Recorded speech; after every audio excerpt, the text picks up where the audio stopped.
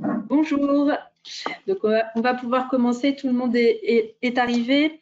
Donc aujourd'hui, nous allons donc vous parler cybercriminalité, un phénomène qui a pris beaucoup d'ampleur, notamment avec la crise sanitaire qui vient de nous toucher et qui nous touche encore. On a vu pas mal d'entreprises touchées, c'était déjà le cas avant, mais là, l'accès au travail à distance et autres ont fait que ces cyberattaques ont été un peu plus nombreuses. Donc aujourd'hui, pour parler de ce vaste sujet, j'ai l'honneur d'accueillir donc Catherine Chambon, qui est contrôleur générale de police, sous-directeur de la lutte contre la cybercriminalité à la direction de la police judiciaire. Bonjour madame. J'aurai également le plaisir d'échanger avec Pascal Chaplon, agent général AXA, mais également président adjoint à la Fédération, et Karl Westel, chargé de mission à la Fédération, qui travaille notamment sur toutes les études que nous menons. Bonjour. Donc, pour rentrer un petit peu dans le vif du sujet, ma première question va vous concerner directement, Madame Chambon, puisqu'on entend beaucoup de termes parfois un petit peu barbares, très anglophones. On parle d'hameçonnage, phishing ou encore ransomware. Est-ce que vous pourriez aujourd'hui nous décrire un petit peu le risque cyber? Alors bonjour, merci de m'offrir cette possibilité de parler de ce sujet qui est important, où l'anglicisme évidemment a pris le pas sur des terminologies beaucoup plus compréhensibles, et d'ailleurs ça fait partie des sujets, je pense qu'il faut évoquer très sérieusement, parce que la population est alertée et toutes sortes de gens peuvent être victimes de phénomènes dont les noms déjà peuvent leur faire peur. Donc pour qu'ils s'approprient un peu mieux les problématiques, essayons d'être peut-être plus canadiens dans l'approche en conservant les aspects linguistiques français.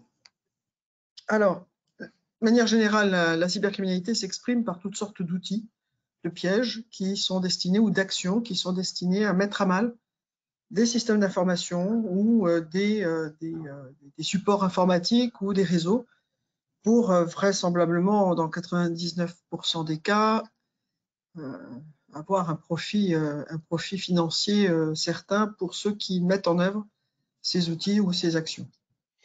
Les cibles, évidemment, sont également importantes à considérer, puisqu'elles peuvent être tout aussi bien des gens, des particuliers, des monsieur, madame, tout le monde, mais qui ne représentent pas forcément des ressources financières attractives.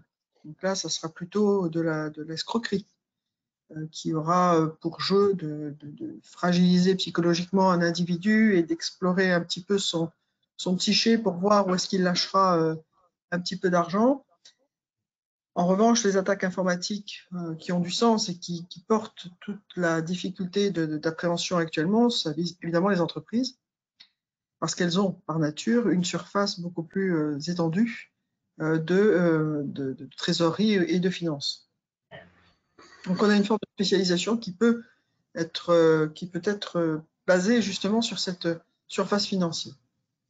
Alors, je vais revenir sur les termes hameçonnage, phishing, ransomware. Ransomware, c'est un logiciel qui a vocation à chiffrer l'ensemble des données de la cible sur laquelle, enfin de la victime, du système d'information de la victime sur lequel il s'est implanté, et soumettre la remise d'une clé de déchiffrement au paiement d'une rançon.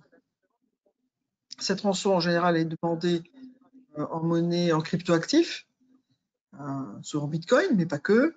Mais Bitcoin, oui, parce que monsieur et madame tout le monde iront plutôt facilement chercher du Bitcoin que de l'Ethereum, qui déjà représente des plateformes un petit peu particulières. Le phishing, c'est la façon de lancer finalement dans les réseaux des liens suspects et en général plutôt traîtres dans leur action, et amenés par des messages qui font peur un peu, ou qui attirent l'appétence de celui qui le reçoit, le gain ponctuel de la sécurité sociale, des impôts, etc. Ou la peur, il faut que je vois tout de suite pourquoi ma carte aurait été piratée et que je vérifie tout de suite sa sécurité. Ces liens contiennent évidemment des pièges qui vont s'installer sur la machine et qui vont leur permettre de petit à petit mettre l'ensemble des ordinateurs qui auront fait l'objet, par exemple, de ce hameçonnage dans un réseau de zombies qui vont alimenter des botnets. On voit bien là encore une fois plus l'anglicisme. Le botnet étant un ensemble de machines zombies sur lesquelles les malfaiteurs ont pris la main et qui leur permettent d'avoir de la ressource informatique disponible pour toutes sortes de choses, dont des attaques en DDoS, encore un anglicisme qu'on traduit en général par attaque par déni de service. Donc, toutes ces problématiques techniques, en fait, aboutissent à ce que nous ayons des attaques contre des particuliers, des attaques contre les entreprises. La différenciation entre les deux est parfois ténue, puisqu'on peut avoir des petites entreprises, voire des très petites entreprises. Donc, elles ne sont pas naturellement visibles dans le paysage. Celles qui sont très visibles sont celles qui ont des ressources importantes, qui bénéficient de structures et d'infrastructures connues, importantes aussi, et qui, elles, font l'objet de cibles très particulières, puisque, évidemment, les sécurités qui y sont adossées sont évidemment supérieures à celles qui peuvent protéger ou pas, d'ailleurs, une petite entreprise ou un particulier. Donc, la distinction entre les deux nous amène à parler de la distinction de l'organisation de la cybercriminalité telle qu'on la voit évoluer depuis des années. Nous sommes passés d'un petit pirate capable de mettre son CV sur le site d'une entreprise qu'il venait de joyeusement pirater en disant « embauchez-moi parce que moi je vais vous remettre la sécurité de votre système en place », à une organisation criminelle qui est maintenant celle qui œuvre et qui, je pense, est arrivée à une maturité de fonctionnement intéressante, en l'occurrence d'avoir des gens extrêmement évolués qui fonctionnent en équipe, qui sont capables de développer des outils performants et qui ont une vocation alors de ransomware, de menaces persistantes, dites plus APT, et qui ont pour vocation d'être soit utilisés par ces groupes criminels eux-mêmes, qui créent donc ces familles-là, qui vont les mettre en œuvre ou qui vont les construire et déléguer la mise en œuvre à des gens qui paieront pour avoir ce crime as a service, donc ce crime comme un service. On a ensuite, dessous ces gens-là, toutes sortes de gens certainement moins compétents techniquement, mais qui ont la même esprit crapule dans leur ADN, et qui vont donc acheter ces outils pour les mettre en œuvre, soit à titre de leur équipe ou individuellement, ou pour d'autres organisations criminelles qui vont petit à petit utiliser de plus en plus ce genre de ressources qui permet de capter des fonds de manière très importante, avec un risque d'être pris qui est mineur par rapport évidemment à un braquage de fonds. Moins de risques et évidemment un résultat financier qui est quand même beaucoup plus satisfaisant. Et puis ensuite, on a encore plus en bas les gens qui vont être ceux qui vont distribuer l'outil, qui vont capter les fonds et les blanchir. Enfin, on voit bien là, petit à petit, qu'on a une vraie structure criminelle qui bénéficie de l'ensemble des compétences acquises depuis des années dans la vie réelle. Les méthodes s'affinent beaucoup parce que on se rend compte également que les entreprises, les entreprises criminelles, pas les entreprises vraies, ont intérêt finalement à offrir quelque chose sur étagère qui soit déjà propre, entretenu et qui puisse attirer des États, des grosses organisations criminelles qui chercheront à prendre une information, à prendre des données pour ensuite les revendre. Donc, désormais, nous sommes certains qu'il y a des organisations cybercriminelles qui préinstallent finalement toutes sortes de virus dans des systèmes d'information d'entreprises très particulières, quelles qu'elles soient, qui ont une forte valeur ajoutée dans leurs data et qui vont du coup ne pas savoir qu'elles ont été infiltrées. L'équipe va maintenir à jour ce système, assurer le maintien en conditions opérationnelles, le MCO de leur outil. Et lorsque un commanditaire exprimera un besoin de pirater plutôt tel type d'entreprise ou tel type de surface financière, activera pour le compte de ce commanditaire les charges virales qui ont été précédemment installées. Et la nouveauté depuis 2019, c'est que cette intrusion préalable qui est destinée à exfiltrer les données de l'entreprise ou de l'institution ou que sais-je encore, est accompagnée, parce que l'esprit de Lucre ne fait qu'animer nos cybercriminels, se conclura par l'explosion du ransomware qui aura ce mérite à la fois d'effacer des traces et leur permettre, c'est un peu comme les étoiles dans le loto, gagner un peu plus de la part de l'entreprise qui voudra absolument récupérer ses clés. Sur les aspects impact de la cybercriminalité, évidemment, c'est le désordre que cela peut entraîner dans le système économique. Et je suppose que c'est des sujets sur lesquels vous souhaiterez peut-être tout à l'heure poser des questions. Oui, merci. Votre définition est très claire. Pascal, toi qui es sur le terrain au quotidien auprès de tes clients et qui les équipe en garantie cyber, quelles sont aujourd'hui les attaques sur lesquelles les clients des agents, PME, TPE, sont aujourd'hui le plus touchés? Et bonjour à toutes, bonjour à tous.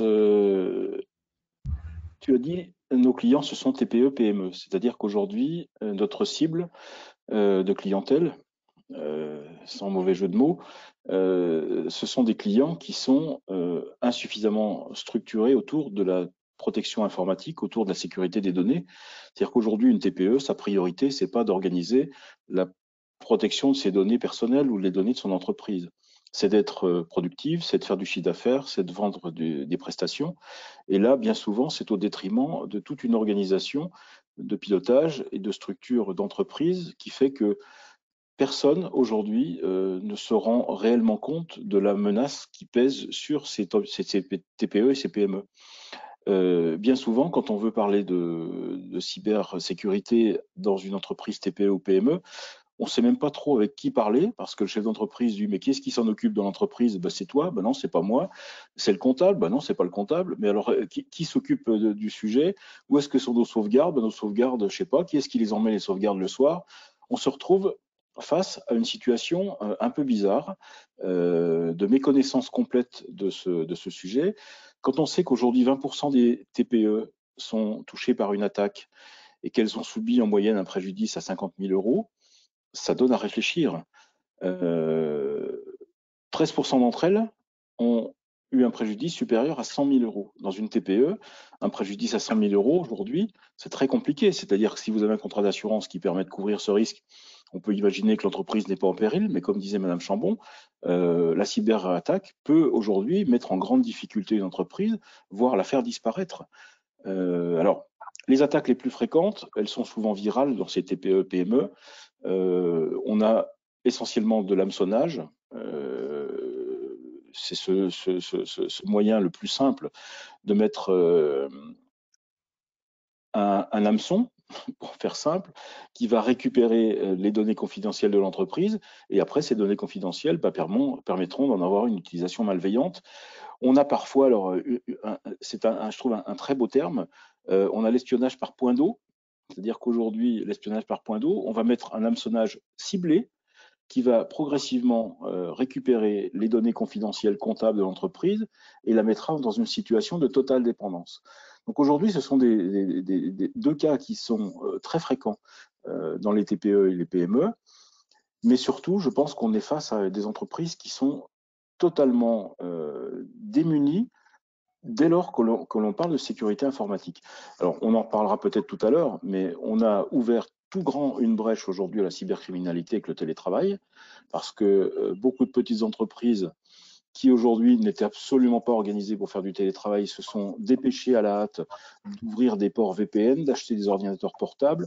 Les collaborateurs, une fois sur deux, sont connectés sur un réseau Wi-Fi personnel et la porte d'entrée, malheureusement, dans l'entreprise, elle est toute grande.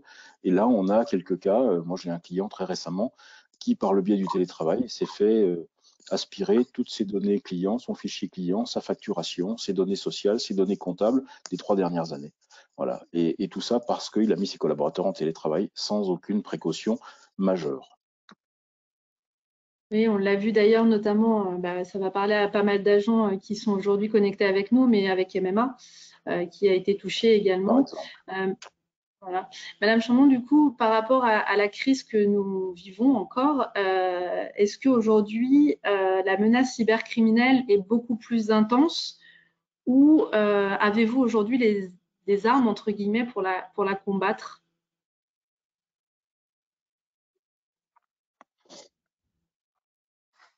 Alors, elle est intense, elle sera d'autant plus intense que les surfaces d'attaque s'ouvrent encore plus, se démocratisent et se démultiplient.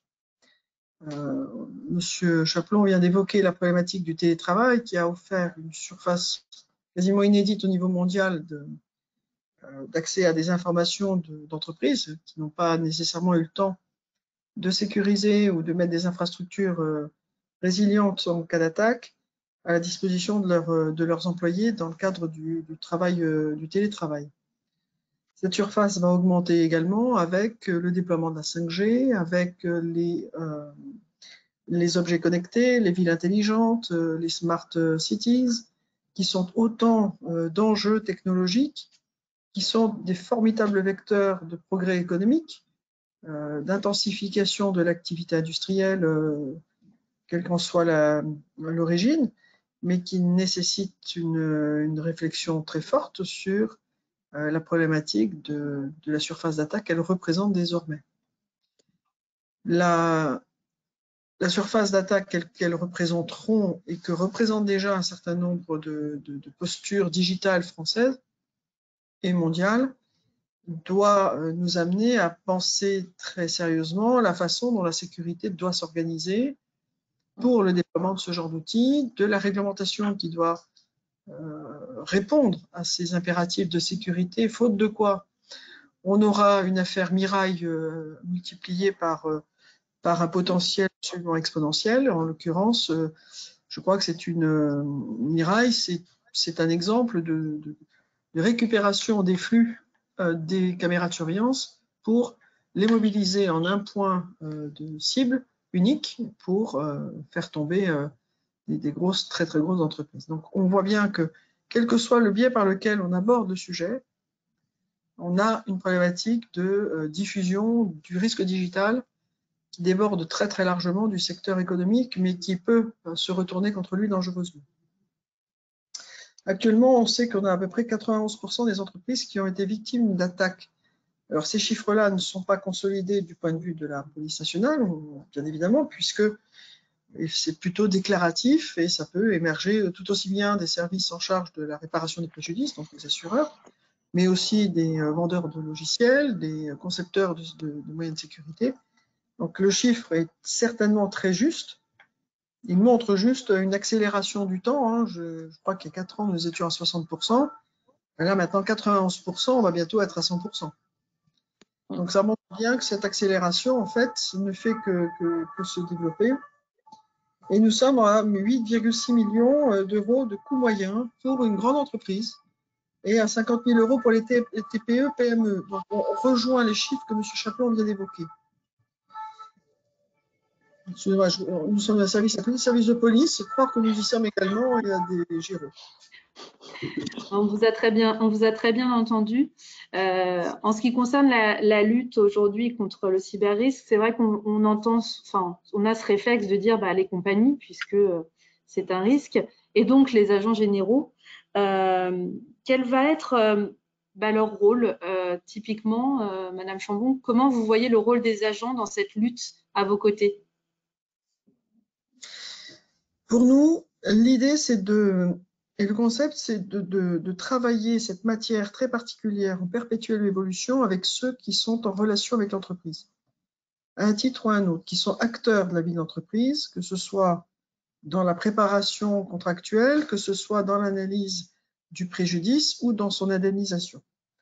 Là, pour la partie qui concerne évidemment les assureurs.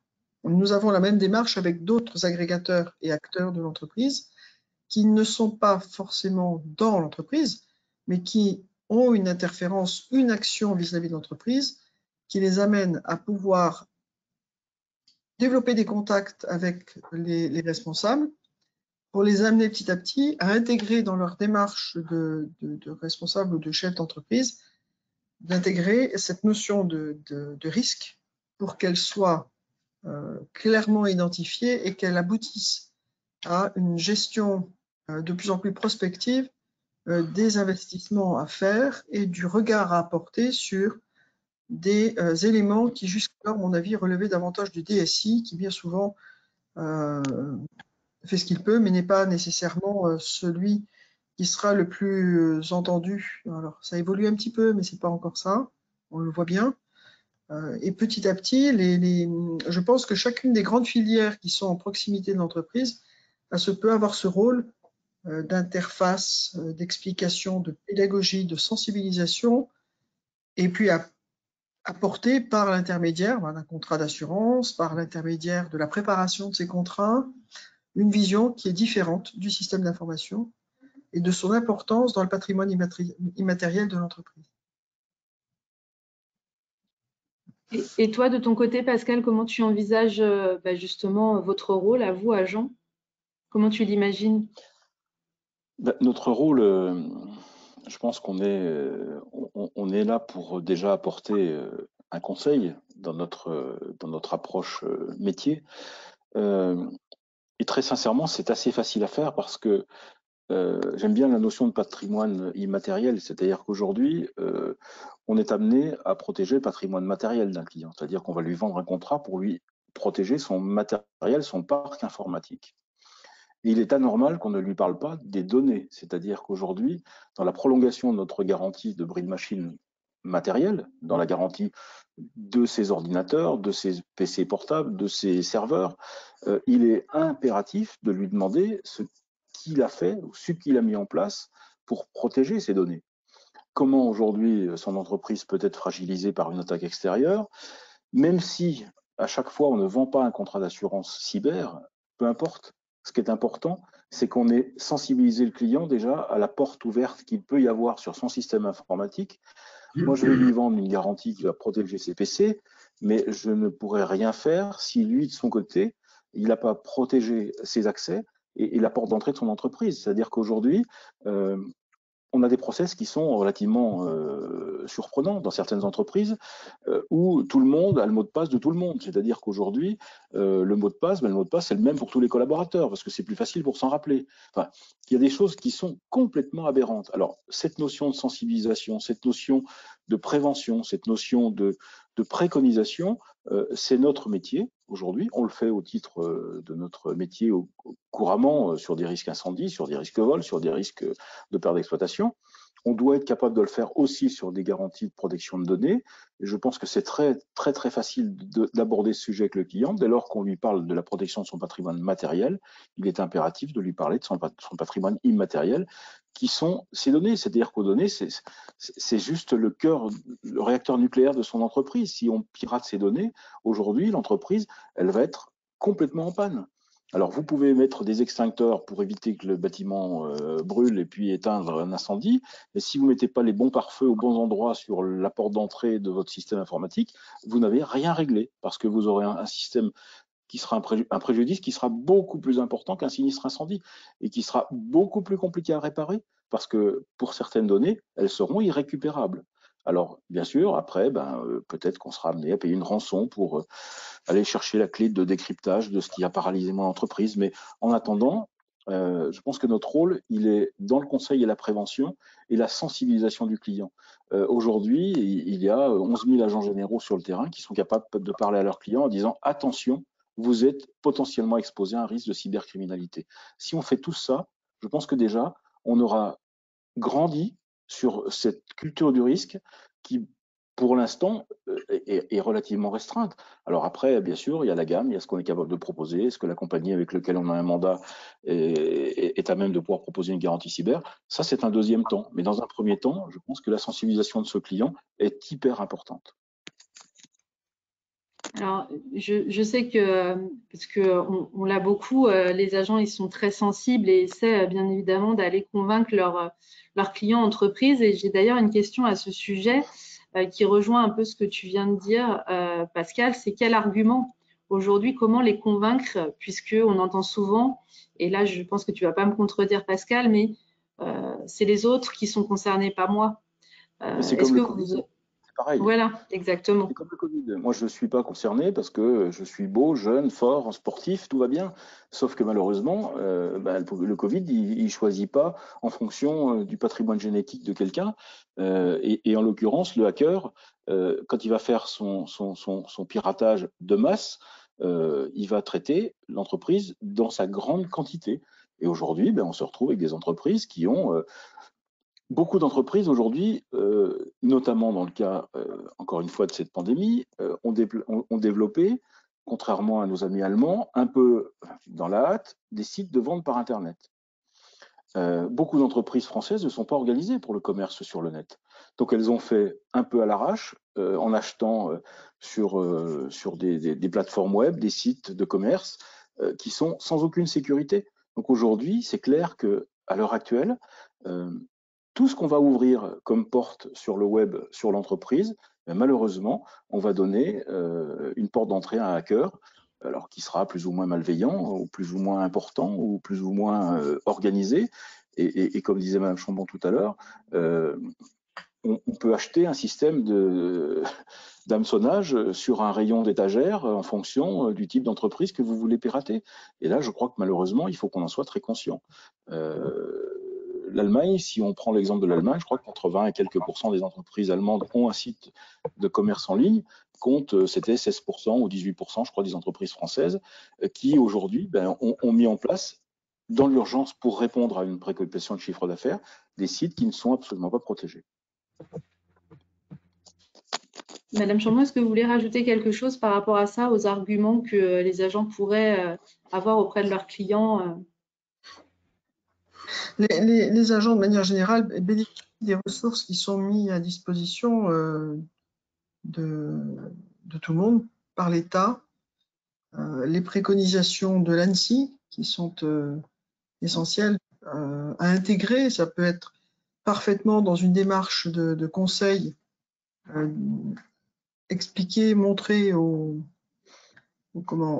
futurs clients ou aux clients potentiels, ce qui a l'énorme avantage de décorréler toute proposition commerciale du conseil, puisque le produit vient d'un organisme de l'État placé auprès du Premier ministre, qui donne peut-être une vision un peu différente. Accompagner également les préconisations d'exemples, parce que, comme vous le soulignez tout à l'heure, c'est l'autre, c'est pas moi, mais l'autre, c'est moi, et c'est ce qu'il faut souvent démontrer. Et parfois, des exemples suffisent, mais dans la gestion quotidienne de son environnement informatique, c'est parfois suffisant. Je suis un homme pressé, je vais rencontrer un potentiel client qui m'ouvrirait des marchés extrêmement attractifs.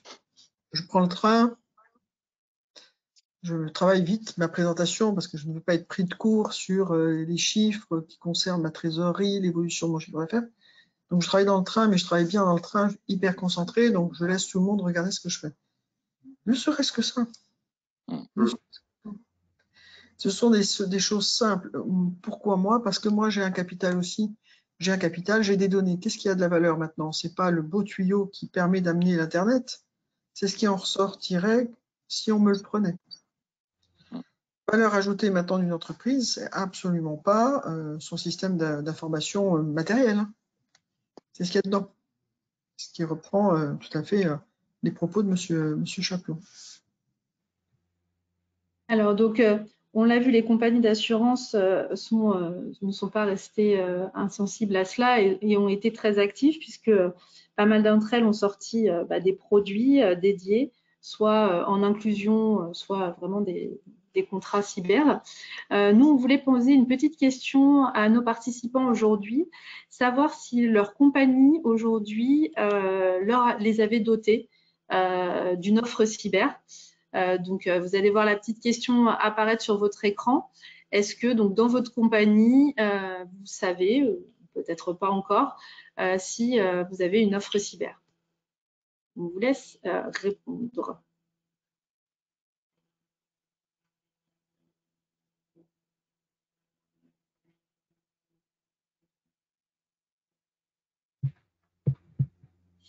Pour Pour l'instant, ce qui est rassurant, c'est qu'on voit que plus de 80% sont dotés d'une offre. 11% non. Et 9 ne savent pas encore. Alors nous, pour vous aider un petit peu là-dessus, je vais laisser la parole à Karl qui a mené une petite analyse aujourd'hui du marché de la cyberassurance. Karl, qu'est-ce que tu peux nous dire et qu'est-ce qui est ressorti de ton étude sur ce nouveau risque et les assurances associées? D'accord. Bonjour à tous. Alors, nouveau risque, non, pas tant que ça, mais risque en plein cœur de l'actualité, je dirais. Donc, on entend beaucoup plus parler. Alors, en effet, au sein de la fédération, on a réalisé une étude. Alors là, d'un point de vue méthodologique, je vais quand même vous rappeler que je vais orienter mon discours vers les TPE, PME, qui, comme l'a dit Pascal et toi-même Aurélie, c'est la cible principale des agents généraux. Donc, on s'adresse à vous aujourd'hui. Donc, on va exclure un peu les grands groupes, mais ils ont la part belle dans la presse spécialisée. Donc, orientons-nous vers les TPE, PME. Petit point pour dire que le marché est en cours de développement et assez vierge, il reste donc à conquérir. Aujourd'hui, on a des chiffres qui nous disent que seulement 5% des TPE, PME sont aujourd'hui assurés en cyber. Et comme le disait Madame Chambon, dans le même temps, 91% des entreprises se sont faites attaquer, ont eu au moins une cyberattaque. Donc, il y a quand même un décalage. Les entreprises savent aujourd'hui que le risque existe, mais pour autant, en dehors de la prévention et de tout ce qui peut être fait sur leur système d'information, n'externalisent pas le risque comme elles pourraient le faire sur d'autres risques comme la responsabilité civile générale ou l'incendie, etc. Donc aujourd'hui, 5% d'entre elles sont assurées, ce qui représente à peu près 150 000 entreprises en France, 150 000 TPE, PME sur les plus de 3 millions qui existent. Donc, d'un point de vue commercial, c'est plutôt vierge et il y a vraiment un champ des possibles assez ouvert pour les agents généraux pour développer ce produit et en profiter pour faire de la prévention. Donc, en effet, j'ai réalisé une étude pour la fédération pour faire un point de ce qui était proposé par l'ensemble des réseaux. Donc, j'aurais pu répondre à la question d'avant. La quasi-totalité des réseaux ont aujourd'hui un produit cyber qui peut être proposé sous deux formules différentes. D'une part, en option, en inclusion d'un contrat existant qui serait très généralement la multirisque professionnelle. Donc ça, c'est plutôt un produit qui est dédié aux commerçants, aux professions libérales, puisque en fait, les plafonds de garantie sont assez limités, entre 50 000 et 100 000 euros. Mais finalement, ça correspond aux chiffres évoqués tout à l'heure de Pascal, puisque les TPE ont subi des dommages aux alentours de 50 à 100 000 euros. Donc, les plafonds sont suffisants pour les petites structures. Et il y a des produits dits dédiés, donc vraiment des produits à part de toute autre garantie cyber qui, là, ont des plafonds plus importants. Donc là-dessus, tous les agents généraux sont sur un peu le même pied d'égalité. Ils ont des solutions, sauf quelques réseaux, mais on pourra en parler plus tard. Les produits cyber sont construits sur un même socle qui est à peu près équivalent dans toutes les compagnies d'assurance, que ce soit les compagnies, les mutuelles, les compagnies sans réseau d'agents, les compagnies avec réseau d'agents, et ils se découpent comme suit. Un volet gestion de crise et assistance où l'assureur va être un petit peu comme le pompier parce que la porte pour protéger le système d'information a été ouverte, va dépêcher un expert pour essayer de minimiser l'impact pécuniaire que va avoir l'attaque cyber, par exemple en envoyant un expert pour essayer de trouver une clé de décryptage des données qui ont été cryptées. Un volet de dommages, où là on est sur l'après-sinistre, l'incendie a été éteint, quels sont les dégâts? Ah mince, 30% des données ont été perdues dans la bataille, donc on va essayer de reconstituer ces données via des experts informatiques. Un volet responsabilité civile, ça c'est un peu une réponse à la RGPD, puisque la RGPD, comme vous le savez, a inclus des frais de notification, des potentielles amendes administratives de la CNIL, et donc les frais de notification ouvrent des potentiels recours des tiers qui seraient vus pirater leurs données. Donc l'assureur ici intervient pour les différents frais de justice, notamment avocat, pour défendre les intérêts de l'entreprise qui serait vue pirater ces données. Et enfin, on a un volet perte d'exploitation, dont on a beaucoup parlé pendant la crise du Covid, où là, dans beaucoup de cas, les pertes d'exploitation n'étaient pas garanties. Là, un volet perte d'exploitation est très régulièrement prévu, soit en option payante, soit en automatique dans le contrat cyber. Et là, évidemment, les cyberpirates, en général, bloquent le système d'information, ce qui bloque l'outil de production d'entreprise et donc son chiffre d'affaires, et ça génère évidemment des pertes d'exploitation. Donc là, les contrats cyber peuvent venir en complément et indemniser ces pertes d'exploitation. Ensuite, sur les plafonds de garantie, on a un panel qui est assez large, parce que la fourchette va de 100 000 à 2 millions d'euros. Donc, on a des produits qui sont capables de répondre à un peu toutes les tailles, types et activités de TPE, PME. Évidemment, proposer un plafond de garantie de 2 millions d'euros pour une entreprise qui fait 200 000 euros de chiffre d'affaires, ça n'a pas d'intérêt. Mais voilà, les compagnies offrent aux agents généraux la possibilité de vraiment pouvoir couvrir un grand panel d'entreprises. L'avantage supplémentaire qu'ont les agents généraux pour aborder le cyber et évidemment de se développer d'un point de vue commercial, c'est que le marché, d'un point de vue tarifaire, est stable sur le cyber. Je pense à une autre étude qu'on a effectuée au sein de la fédération sur les majorations que les compagnies pouvaient appliquer sur les différentes branches. L'une des compagnies a gelé les cotisations pour l'année 2021 sur le cyber, ce qui va un peu à l'encontre de ce qu'on entend beaucoup dans la presse spécialisée, où on entend des majorations à 30-40%. Ça, il faut bien savoir que c'est des majorations qui concernent uniquement les grands groupes, parce que évidemment, eux, l'impact d'une attaque cyber n'est pas forcément la même que sur une petite entreprise. Donc rassurez-vous, sur le marché de la TPE-PME, le marché tarifaire reste stable. Et ça reste également un produit encore accessible à toutes les entreprises, puisque sur l'ensemble des réseaux d'agents, sur les produits standards, hein, je précise les produits standards, en dehors des produits sur mesure qui peuvent être produits sur certaines activités ou sur des plus grosses PME, au-delà de 50 millions d'euros de chiffre d'affaires par exemple, pour certains réseaux. La fourchette tarifaire est entre 335 € et 4 500 €. Quand on compare à certains autres produits d'assurance, on est sur des produits encore abordables et qui offrent une couverture étendue. Alors, malgré tout, le cyber, comme tu disais, c'est un risque quand même qui reste nouveau, qui n'est pas nouveau, mais qui reste nouveau dans le sens où même les assureurs ont encore du mal à vraiment définir ce qui peut être assuré, ce qui peut être assurable et ce qu'ils ont les moyens d'encaisser.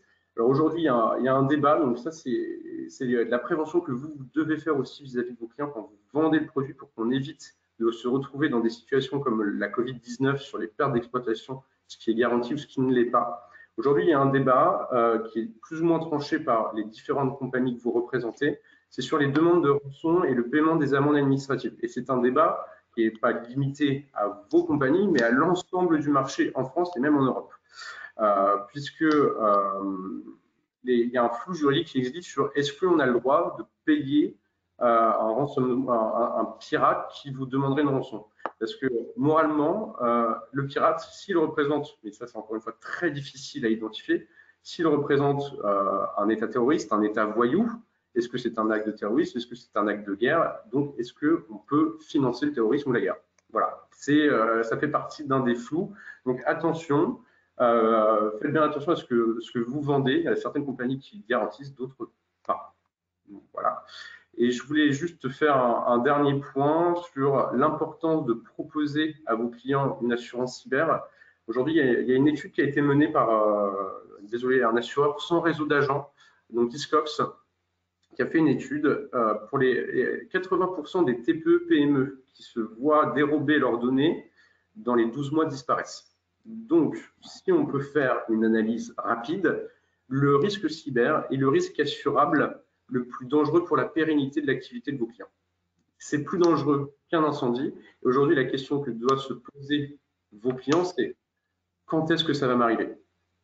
Parce que ça leur arrivera au moins une fois dans la vie d'une entreprise, d'une TPE-PME. Donc, les agents généraux ont vraiment un rôle à jouer sur la culture du risque, sur le développement de la culture du risque qu'on sait en France assez faible par rapport à nos amis anglo-saxons ou des pays du Nord. Merci. Merci Karl. On a une question qui nous demande, peut-on définir un montant de garantie à proposer en fonction du chiffre d'affaires du client?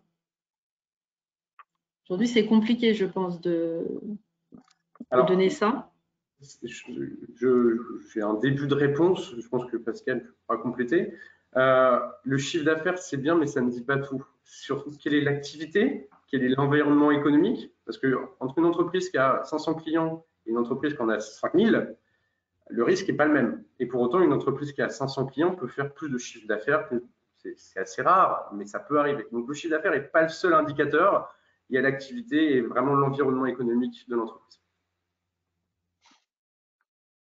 Je pense qu'il y a bien sûr l'environnement économique, il y a effectivement l'activité, mais il y a également qui sont les clients. C'est-à-dire que quand vous travaillez avec Safran ou Airbus comme client, c'est pas la même chose que si vous livrez l'épicerie du coin, qui est tout à fait respectable, bien sûr. Mais évidemment, les conséquences, et notamment pour ce que présentait Karl, c'est-à-dire les conséquences financières ou pécuniaires qui pourraient être liées à une mise en cause au titre de l'ARC, peuvent être énormes.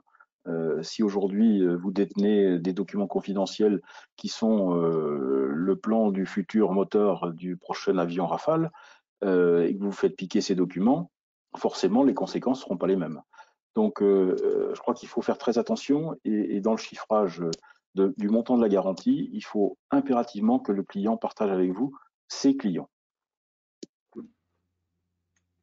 Du coup, j'allais te poser la question, Pascal, est-ce que aujourd'hui, Karl nous a un peu parlé aussi des assureurs spécialistes, il l'a brièvement abordé, mais est-ce que tu partages cette vision du marché et est-ce que tu vois aujourd'hui que, notamment avec la crise, tes clients sont plus à l'écoute, en tous les cas, de telles solutions? Alors, je partage l'analyse qui a été faite. Effectivement, elle est très, très précise et reflète bien ce qui se passe sur le terrain. Je pense que les clients aujourd'hui sont un peu plus à l'écoute suite à la pandémie. D'ailleurs, pour certains économistes, la prochaine pandémie pourrait bien être liée à une attaque cybercriminelle. Puisqu'on pourrait imaginer paralyser aussi le monde entier avec une attaque cyber sur un certain nombre de structures étatiques qui pourraient avoir des conséquences relativement graves. Il y a déjà eu des attaques fortes sur des milieux hospitaliers, il y a eu des attaques fortes sur, je crois c'était l'Estonie, qui avait été complètement bloquée par une attaque cyber. Donc on pourrait imaginer un État attaqué. Il vient même d'avoir une attaque là, sur les États-Unis, donc sur le gouvernement, je crois. Voilà. Donc, il est clair qu'aujourd'hui, ce sujet, je pense que ça ne peut pas laisser insensibles les clients. Il faut démystifier le sujet du prix, parce qu'aujourd'hui, les clients pensent que ce sont des garanties qui sont très chères et qui ne sont pas non plus conçues pour eux, alors qu'il y a des formules relativement packagées pour les petites entreprises qui sont parfaitement accessibles et qui permettent d'avoir un super contrat d'assistance. Parce qu'en fin de compte, aujourd'hui, qu'est-ce qu'on va apporter au client? On va lui apporter de l'assistance pour résoudre un problème. Une fois qu'il est dans la situation entre les mains du hacker, notre but, c'est justement de le sortir des mains du hacker. C'est-à-dire qu'avant de parler des conséquences financières, on va déjà lui apporter une logistique qui va lui permettre de résoudre son problème immédiat et de retrouver son autonomie. Donc ça, dans un premier temps, je crois que c'est important. On vend au titre de nos contrats industriels des programmes de crise majeure. Aujourd'hui, on est sur un type de programme de crise majeure. C'est-à-dire qu'aujourd'hui, une cyberattaque dans une entreprise, c'est une crise majeure. Donc, on doit avoir des spécialistes qui sont à même de pouvoir travailler sur ce sujet. Alors, moi, pour certaines entreprises plutôt du type PME, avant de vendre un contrat, on travaille un peu dans l'audit et on simule un crash test dans l'entreprise. C'est-à-dire qu'on travaille avec une start-up qui va auditer les systèmes de sécurité de l'entreprise et qui va lui démontrer tous les chemins par lesquels on peut entrer dans l'entreprise. Je peux vous assurer qu'à la suite de ça, il n'y a plus de problème. Le client, il a tout compris. Mais ça a un coût. Et c'est vrai qu'aujourd'hui, mettre dans le commerce quelques billets de 1 000 euros pour faire ce crash test sur la protection du cœur de l'entreprise, il me semble que c'est important de le faire. Et très sincèrement, on peut résoudre quelques problèmes. On peut résoudre quelques sujets immédiats. C'est comme quand vous faites de la thermographie infrarouge sur un moteur. On n'attend pas qu'il casse pour que l'assureur le rembourse. On va resserrer le boulon qui va bien pour éviter qu'il casse. Et bien là, en l'occurrence, dans cette approche de crash test, je pense qu'on a des choses qui peuvent être mises en place. Et il est important de bien connaître son entreprise. Mais souvent, le hacker, il va entrer par un chemin que vous imaginez même pas. Et à l'heure actuelle, on est tous 100%, je suis sûr que les gens qui écoutent ont reçu un mail de l'administration fiscale en leur disant que vous pouvez prétendre un remboursement de 283,12 €, que vous n'avez rien à faire, juste envoyer un RIB. Tout le monde l'a reçu ce mail, c'est évident. Et à partir de là, malheureusement, on est sur du hameçonnage. Et ce type-là, dans une entreprise, peut-être que certains vont réagir. Il suffit qu'un collaborateur traite ce mail et puis c'est terminé. On a entré l'hameçon dans le fichier client. Donc, je crois qu'il faut garder un peu de recul. On passe déjà par une phase d'analyse et le contrat d'assurance sera déjà un moyen pour faire de l'assistance pour résoudre le problème avant de parler de paiement préjudice. On a une question, alors je ne sais pas si vous pourrez nous répondre, messieurs, parce que pour moi, elle est plus adressée peut-être aux compagnies. Mais en cas d'attaque généralisée, comme tu en as parlé tout à l'heure, Pascal, est-ce qu'on aurait un maintien des garanties du contrat? C'est justement le débat, et c'était l'un des sujets que j'avais intégré dans mon étude. Le risque cyber, déjà, c'est un risque systémique, comme une pandémie. Sauf que, étrangement, là, la pandémie n'est pas assurable. Le risque cyber, on essaie de l'assurer, ou tout du moins, on l'assure en partie. Mais imaginons une attaque sur Engie ou sur les systèmes bancaires qui bloquerait la fourniture de l'électricité et de gaz, qui bloquerait les transferts financiers. Le pays serait complètement bloqué. C'est, à mon sens, inassurable. Une attaque d'une telle ampleur est inassurable. Comme tu l'as évoqué tout à l'heure, Pascal, quand l'Estonie s'est fait attaquer, c'était en 2007 ou 2008, en 2 semaines, tous les instituts publics et des entreprises privées ont été bloqués. Mais aucun acteur privé, comme à mon sens, hein, c'est que mon analyse personnelle, comme la pandémie ne peut pas intervenir. Enfin, c'est pas possible. Mais ton analyse est bonne, puisque dans les discussions qu'il y a eu avec Bruno Le Maire sur la constitution du fonds de catastrophe sanitaire, on s'est posé la question de savoir si le cyber-risque devait en faire partie. Alors, on a répondu d'une pirouette en disant, enfin, l'État a répondu en disant non, mais les assureurs ont déjà des contrats qui couvrent ça, ça ne fait pas partie du risque systémique. Malheureusement, je pense qu'une attaque d'envergure peut entrer dans ce risque systémique. Donc, on est encore une fois au début d'une histoire, hein, et plus on va aller vers une organisation digitale de nos métiers et de nos activités. Moi, quand on me dit que mon réfrigérateur va être connecté, ça m'effraie parce qu'effectivement, tous ces objets connectés, il y a une capacité d'autosurveillance de la maison qui est gigantesque. Je ne vous ferai pas le détail des enceintes Google qui sont chez vous, qui sont branchées sur la NSA, mais bon, à partir de là, la psychose peut s'emparer de nous. Mais on peut tout faire, c'est-à-dire qu'aujourd'hui, tous ces objets connectés sont potentiellement des objets qui sont capables d'être utilisés par un cybercriminel, c'est sûr. Mais du coup, c'est vrai que tu disais, Karl, c'est pas forcément un nouveau risque. En tous les cas, ce qu'on constate, c'est que comme tout risque, il y a quand même besoin de formation. Je crois aujourd'hui que nous en avons une dédiée dans notre catalogue de formation compétences agents. Alors, tu peux nous en dire quelques mots?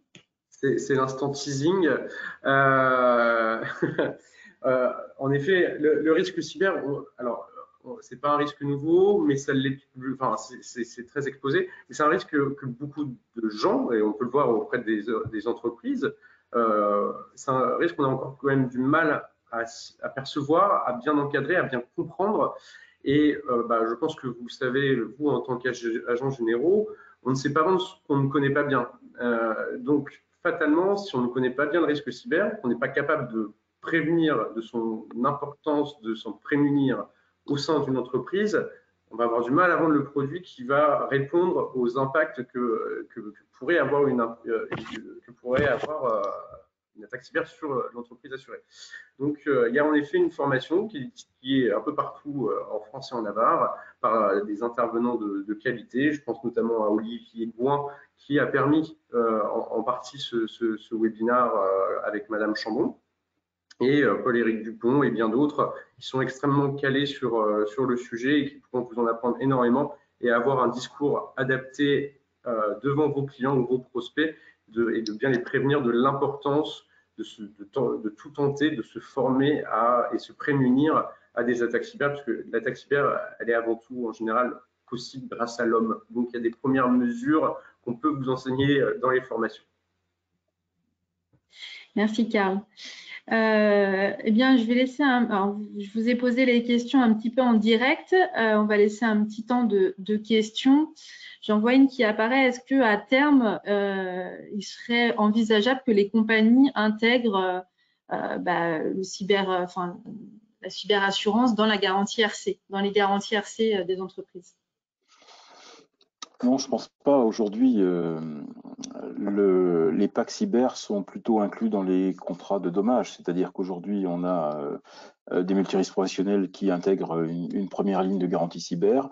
On peut l'imaginer sur des garanties de tout risque informatique industriel. C'est plutôt associé à une garantie dommage qu'à une garantie RC. La RC étant une autre approche, mais le premier préjudice sera un préjudice au titre d'un contrat dommage. Puisqu'il y aura une atteinte sur un matériel qui sera assuré par une garantie de dommages matériels. Et j'apporte une précision. Oui, les assureurs, pas trop dans les contrats RC, comme tu le disais, plutôt dans les contrats MRP. Et je ne sais pas si nos auditeurs ont été concernés, mais je sais qu'il y a des compagnies sans réseau d'agents, beaucoup, qui justement ont voulu clarifier le terme anglophone, encore une fois, le wording, l'écriture des contrats, parce que afin d'exclure les silent covers, donc, encore une fois le modicisme, et donc les couvertures silencieuses, et exclure très clairement, comme ils sont en train de le faire sur le pandémie, mais exclure également très clairement dans les contrats responsabilité civile et multirisque professionnel les dommages liés à des cyberattaques. Donc maintenant, les cyberattaques seront très clairement affichées, soit en option en inclusion d'un contrat dommage, soit en contrat dédié. Mais de plus en plus de compagnies, je pense, vont l'intégrer dans les multirisques professionnels avec une première ligne de garantie. Je trouve que c'est une excellente chose. C'est important, au moins pour certaines activités, d'avoir un embryon de garantie, même si cette garantie n'est pas forcément complète. Et ça permet au moins de pouvoir déclencher un accompagnement du client au cas où. En termes de conseils, pour vous, ce sera aussi très bien. Bien sûr, bien sûr, bien sûr. Eh bien, merci. Nous n'avons pas d'autres questions, donc nous allons clôturer cette émission. Je tenais déjà à vous remercier, remercier Madame Chambon, qu'on ne voit plus à l'écran, mais qui, je pense, est toujours là. Et puis vous, messieurs, également pour votre participation. C'était un plaisir d'échanger avec vous. En tous les cas, sachez que nous aurons plaisir à vous retrouver l'année prochaine et notamment mi-janvier avec notre prochain plateau sur un projet qui nous tient à cœur tout particulièrement et qui est Trajectoire, donc un projet d'agence dédié aux agents généraux. Donc, on vous présentera. Et puis, en attendant, portez-vous bien, profitez des quelques moments pour fêter Noël avec vos proches et à très bientôt. Avec beaucoup de prudence. Avec beaucoup de prudence, évidemment. Merci. À bientôt. Au revoir.